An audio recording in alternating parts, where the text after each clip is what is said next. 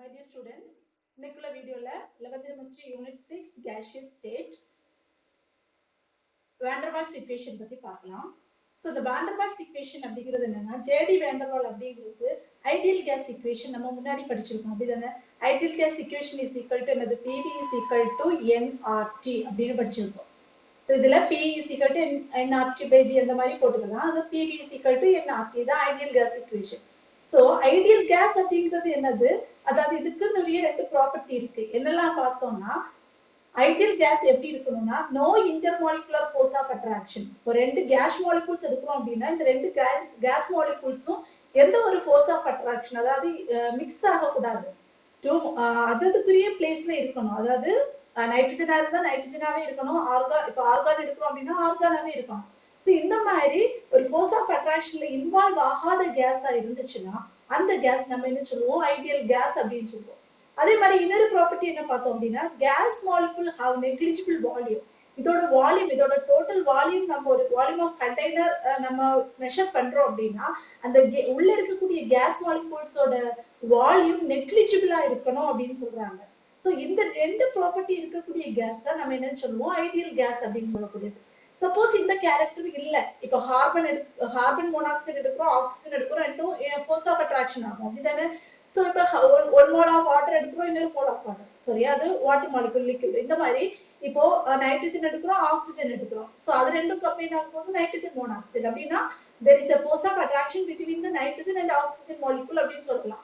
So அந்த மாதிரி இருக்கக்கூடியது என்ன சொல்லுவோம் ரியல் கேஸஸ் சொல்லுவோம். புரிஞ்சதில்ல இப்போ ideal gas and real gas. So இந்த van der Waals என்ன சொல்றாரு அப்படின்னா எல்லா கேஸும் ஐடியல் கேஸ் பிஹேவியரை ஒத்து போகாது. சில கேஸஸ் அதுல இருந்து டிவியேட் ஆகி போகலாம். அந்த மாதிரி கேஸஸ் சம்டைம்ஸ் என்ன பண்ணும் அப்படின்னா ஐடியல் கேஸோட அதோட பிஹேவியரை அது என்ன பண்ணும் அப்ரோச் பண்ணும் அப்படின்னு சொல்றாரு. ஸோ இவர் என்ன பண்றாருன்னா இந்த ஐடியல் கேஸ் இக்குவேஷன் எடுத்து இதுல ரெண்டு கரெக்ஷன் பண்றாரு. இதுல இருக்கக்கூடிய ப்ரெஷருக்கும் இதுல இருக்கக்கூடிய வால்யூமுக்கும் கரெக்ஷன் கொடுத்து அது ஒரு ஐடியல் கேஸ் இக்குவேஷனை அவர் கன்வெர்ட் பண்றாரு. புதுசா இன்ட்ரோடியூஸ் பண்றாரு இன்னொரு இக்குவேஷனை. புரிஞ்சதில்ல கரெக்ஷன் அதாவது pressure correction and volume correction சொல்லுவோம். அது இப்போ ஃபர்தரா படிக்கும்போது உங்களுக்கு புரியும். ஸோ ப்ரெஷர்லையும் வால்யூமையும் ஐடியல் கேஸ் இக்குவேஷனை எடுத்து அதில் ப்ரெஷர்லையும் வால்யூமையும் ஒரு சின்ன கரெக்ஷன் பண்ணி ஒரு ரியல் கேஸஸுக்கு அது ஒரு பாசிபிளா அவர் கொண்டு வராரு. ஸோ அந்த இக்குவேஷன் தான் நம்ம என்னன்னு சொல்றோம் van der Waals இக்குவேஷன் அப்படின்னு சொல்றோம். ஸோ now ப்ரெஷர் கரெக்ஷன் என்ன பண்ணியிருக்காரு அப்படிங்கிறத பத்தி பார்க்கலாம். ஸோ இப்போ நம்ம ஒரு ஐடியல் கேஸ் எடுக்கிறோம் அப்படின்னா நம்ம ஃபர்ஸ்ட் பாயிண்ட் என்ன படிச்சோம் there is no attractive force between the air molecules அப்படிதானே. ஸோ நம்ம இங்க ஏபிசிங்கிற ஒரு 3 ஏர் மாலிகூல்ஸ் நம்ம ஒரு கண்டெய்னர் உள்ளாடி எடுக்கிறோம் அப்படின்னா இந்த 3 ஏர் மாலிகூல்ஸ் என்ன ஆகாது ரிப்பல்ஷன் நடக்கும் அப்படிதானே. அட்ராக்ஷன் இல்லை அப்படின்னா என்ன ஆகும் ஒன்னொன்னு இடிச்சுட்டு அப்படியே போயிட்டே இருக்கும். ஸோ இப்படி போகும்போது இது என்ன ஆகும் அப்படின்னா வால்ஸ் ஆஃப் த கண்டெய்னர் இதோட வால்ஸ்ல போய் ரொம்ப பொம்பார்ட் பண்ணும் மோதிக்கிட்டே இருக்கும். மோதிக்கிட்டே இருக்கும் போது இது ஒரு ஃபோர்ஸ் அப்ளை பண்ணுது அப்படிதானே.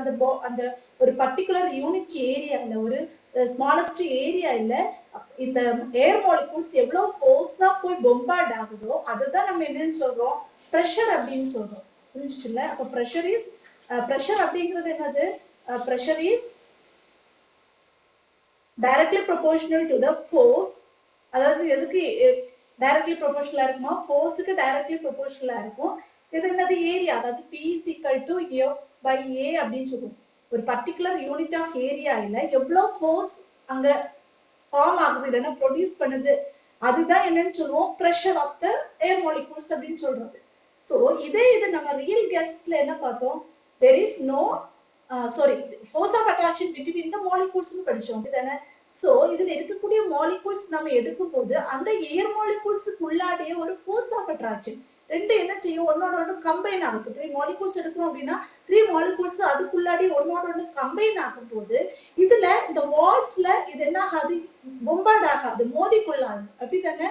ரிப்பல்ஷன் நடக்கும்போது தான் அது போய் செவுர்ல இடிச்சுக்கும். அதுக்குள்ளாடியே இந்த கேஸ் மாலிகூல்ஸுக்குள்ளாடியே அட்ராக்ஷன் இருந்ததுன்னா அது என்ன பண்ணாது அந்த வால்ஸ் ஆஃப் த கண்டெய்னர்ல போய் இடிக்காது.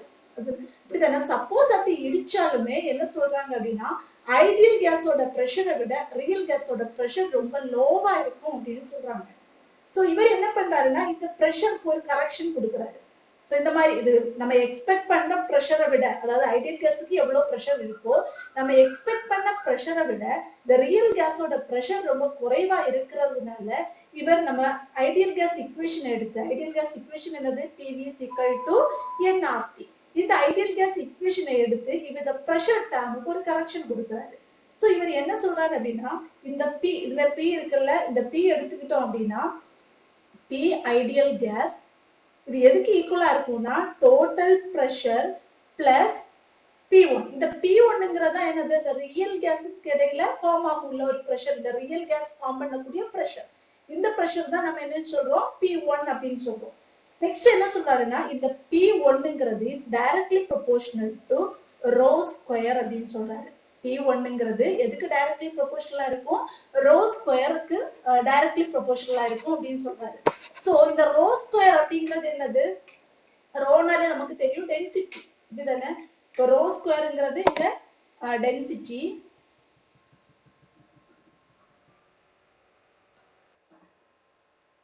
So rho is equal to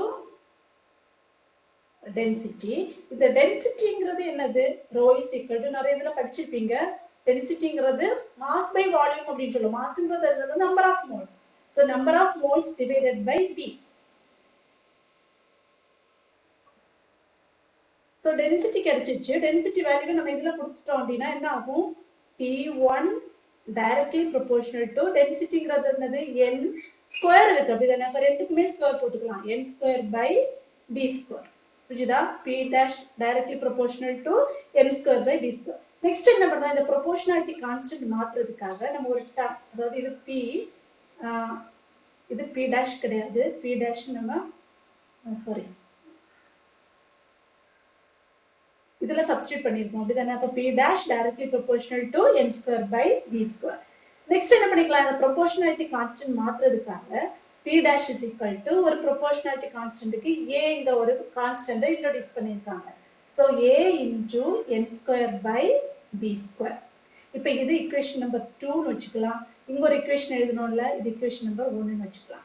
இப்போ எதோட வேல்யூ கண்டுபிடிச்சிட்டோம், P dash ஓட வேல்யூ கண்டுபிடிச்சிட்டோம். இந்த P dash ஓட வேல்யூ இந்த ஈக்குவேஷன்ல சப்ஸ்டிட்யூட் பண்ணோம்னா என்ன கிடைக்கும், P ideal is equal to P ideal is equal to என்ன வந்தது, P க்கு என்ன இருக்கு, பிரஷர் அப்படியே போட்டுக்கலாம். So P plus P dash க்கு இங்க இருக்கக்கூடிய value, so A into n square by p square. புரிஞ்சுதா, இதான் என்னது, அவர் அந்த PV is equal to nRT ல இருக்கக்கூடிய அந்த P க்கு ஒரு கரெக்ஷன் கொடுத்திருக்காரு. அந்த P க்கு என்ன கொடுத்திருக்காரு, P plus A into n square by b square அப்படின்னு ஒரு கரெக்ஷன் இதுல கொடுத்திருக்காரு. இந்த கரெக்ஷன் தான் நம்ம என்ன சொல்றோம், pressure correction for ideal gas equation. புரிஞ்சுச்சுல, அதாவது ரியல் கேஸ்ங்கிறது ஐடியல் கேஸ் இக்குவேஷனுக்கு சப்ஸ்டிட்யூட் பண்ண முடியாது, ஏன்னா இதோட ப்ராப்பர்ட்டி இதுக்கு இல்ல அப்படிதானே. ரியல் கேஸஸ்னாலே அந்த ஐடியல் கேஸோட பிஹேவியரை ஒபே பண்ணாததுதான் ரியல் கேஸ்ன்னு சொல்லுவோம். சோ இந்த மாதிரி இது ஒபே பண்ணாம இருக்கிறதுனால அதுக்கு கரெக்டா, அது இப்போ ஐடியல் கேஸ் இக்குவேஷனை அந்த ரியல் கேஸுக்கு சூட் ஆகுற மாதிரி அவர் ஒரு கரெக்ஷன் பண்றாரு. அதுல ஃபர்ஸ்ட் பிரஷர் கரெக்ஷன் தான் என்னது, P ideal is equal to, அதாவது இதுல இருக்கக்கூடிய P அதுக்கு P plus A into n square by b square அப்படிங்கிற ஒரு கரெக்ஷன் அவர் கொடுத்திருக்காரு.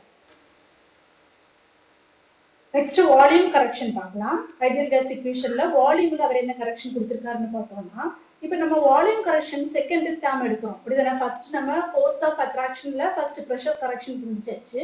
நெக்ஸ்ட் என்ன சொல்லியிருந்தாங்க, ஐடியல் பிஹேவியரா இருந்தா ஒரு ஃபிக்ஸட், அதாவது நெக்லிஜிபிளா இருக்கணும். ஐடியல் கேஸா இருந்தா அது நெக்லிஜிபிள் வால்யூமா இருக்கணும்.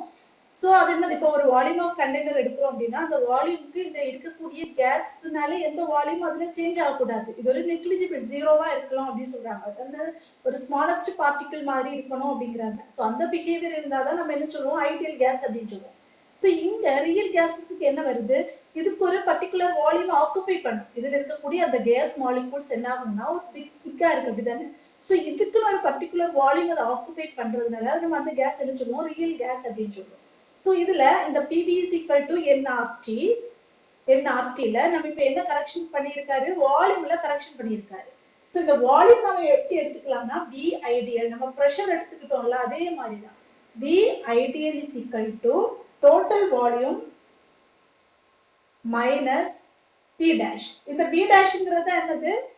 இது total volume, container volume. So V dashங்கிறது என்னது? இந்த volume occupy பண்ணி இருக்குல்ல, இந்த ஆக்குபை பண்ணிருக்கக்கூடியதை நம்ம மைனஸ் பண்ணணும் அப்படிதானே. இப்ப டோட்டல் இதோட டோட்டல் வால்யூம் எவ்வளவு இருக்கோ அதுல இருந்து இது உள்ளாடி ஆக்குபை பண்ணி இருக்கக்கூடிய மைனஸ் பண்ணாதான் நமக்கு ரிமைனிங் வால்யூம் கிடைக்கும், ஐடியல் கேஸோட வால்யூம் கிடைக்கும். அப்படிதானே, புரிஞ்சுச்சா? அதாவது இது நம்ம டோட்டல் வின்னு எடுத்துக்கிறோம். ஏன்னா இதுல உள்ளாடி இருக்கக்கூடிய மாலிகூல்ஸ் எல்லாம் are molecules weightless negligible volume. So அதனால நம்ம வீனே கன்சிடர் பண்ணிக்கலாம். இங்க என்ன ஆகுது அப்படின்னா வி ஐடியலுக்கு நம்ம இதை கன்வெர்ட் பண்ணும்போது என்ன பண்ணணும்னா டோட்டல் அந்த கண்டெய்னரோட வால்யூம் எடுத்துக்கிட்டு இதுக்கு உள்ள இருக்கக்கூடிய ஏர் மாலிகூல்ஸோட வால்யூமை மைனஸ் பண்ணணும். அப்பதான் நமக்கு என்ன கிடைக்கும்? வி ஐடியல் கிடைக்கும். புரிஞ்சுதா? So V ideal is equal to V minus V dash. இந்த வி டேஷ்ங்கிறத எப்படி கண்டுபிடிக்கிறாங்க அப்படின்னா, இப்ப நம்ம இங்க என்ன சொன்னோம்? ரியல் கேஸா இருந்தா மாலிகூல்ஸ் அட்ராக்ட் பண்ணும் அப்படின்னு சொன்னோம். ஸோ இப்ப 2 மாலிகூல்ஸ் அட்ராக்ட் பண்ணுதுன்னு நம்ம எடுத்துக்கிட்டோம்னா இங்க என்ன ஆகுது? இப்ப இதோட ரேடியஸ், இப்ப 2 மாலிகூல்ஸ் வச்சுக்கலாம். இந்த 2 மாலிகூல்ஸோட ரேடியஸ் நம்ம எப்படி கண்டுபிடிப்போம்? இதுல இருந்து இந்த காலம் வரைக்கும் உள்ளது நம்ம என்ன சொல்லலாம்? ஆர்னு சொல்லிக்கலாம். சோ அதே மாதிரி இந்த மாலிகூல்ல இந்த சென்டர் பாயிண்ட்ல இருந்து இந்த எண்ட் வரைக்கும் உள்ளது என்னன்னு எடுத்துக்கலாம்? ஆர்னு எடுத்துக்கலாம். சோ இது ரெண்டுக்கு இருக்கக்கூடிய the distance பார்த்துக்கிட்டோம்னா எவ்வளவு இருக்கு? 2r இருக்கு. இதுதானே இந்த ரெண்டு மாலிகூல்ஸும் இருக்கக்கூடிய டிஸ்டன்ஸ் நம்ம என்ன எடுத்துக்கிறோம்? 2r.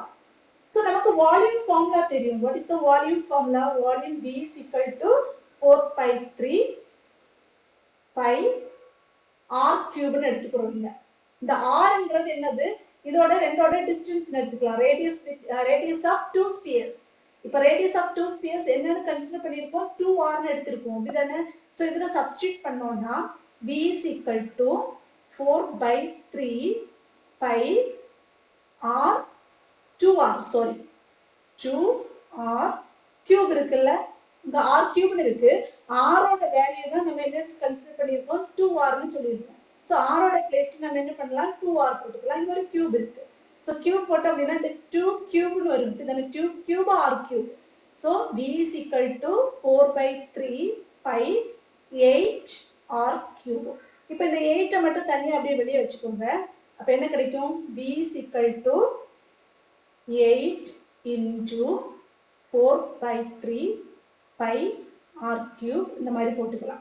நெக்ஸ்ட் இந்த 4 by 3 pi r cube நம்ம என்ன எடுக்கலாம்? வால்யூம் ஆஃப் மாலிகூல்ஸ் எடுக்கலாம். அப்படிதானே? Volume of molecule. இப்போ Vm ன்னு கன்சிடர் பண்ணிக்கலாம். அதாவது 4 by 3 pi r cubeங்கிறது என்னது? Volume of molecules. So V is equal to நமக்கு என்ன கிடைச்சிருக்கு? 8Vm. So the 8Vmங்கிறது நம்ம இந்த 2 ஸ்பியருக்கு கன்சிடர் 2 மாலிகூல்ஸ் கன்சிடர் பண்ணிருக்கோம். அப்படிதானே? சோ இது 1 மாலிகூல், ஒரு சிங்கிள் மாலிகூலுக்கு எடுக்கிறோம் அப்படின்னா வால்யூம் ஆஃப் சிங்கிள் மாலிகூல் என்ன வரும்? Next volume of single molecule கண்டுபிடிக்க போறோம். சிங்கிள் மாலிகூல், அப்போ வால்யூம் ஆஃப் 2 மாலிகூல் 8Vm னா சிங்கிள் மாலிகூல் என்ன கிடைக்கும்? 8Vm divided by 2. சோ என்ன ஆயிடுச்சு? 4Vm அப்படின்னு கிடைச்சிச்சு. இப்போ இத n நம்பர் ஆஃப் மோல்ஸ் என்னன்னு கன்சிடர் பண்ணனும்னு வெச்சுக்கோங்க. எக்ஸ்க்ளூடட் வால்யூம், அதாவது எக்ஸ்க்ளூடட் வால்யூம் என்னது? இது ஆக்குபை பண்ணி இதுல வெளியில இருக்குல்ல ஒரு சர்க்கிள் போட்டுருக்கோம்ல, இந்த சர்க்கிள்ல இருக்கக்கூடிய இந்த வால்யூம் தான் நம்ம என்ன சொல்றோம்? Excluded volume. சோ இங்க எவ்வளவு நம்பர் ஆஃப் மோல்ஸ் இருக்குங்கிறத நம்ம என்னன்னு எடுத்துக்கிறோம். நம்பர் ஆஃப் மோல்ஸ் நமக்கு எவ்வளவுன்னு தெரியாது. சோ n நம்பர் ஆஃப் மோல்ஸ்க்கு நம்ம கண்டுபிடிச்சோம் அப்படின்னா, சோ ஃபார் n molecule என்ன வரும்? n into 4Vm. நெக்ஸ்ட் இந்த 4Vmங்கிறத நம்ம என்ன கன்சிடர் பண்ணிருக்காங்க அப்படின்னா 4Vm = நம்பர் ஆஃப் B அப்படின்னு எடுத்துக்காங்க. சோ இதுல என்ன எடுக்கலாம்? NB. இதை எப்படி மாத்திக்கலாம்? NB அந்த மாதிரி மாத்திக்கலாம். அதாவது B னா என்ன சொல்றாங்க அப்படின்னா ஒரு வான் டெர் வால்ஸ் கான்ஸ்டன்ட். Bங்கிறது சாரி இது n கிடையாது. அதாவது Vm சாரி 4Vm அப்படிங்கறத என்ன எடுத்திருக்காங்க? B ன்னு எடுத்திருக்காங்க. 4Vm அப்படிங்கறத B ன்னு எடுத்திருக்காங்க. இங்க ஆல்ரெடி n இருக்கு. சோ என்னன்னு போட்டுக்கலாம்?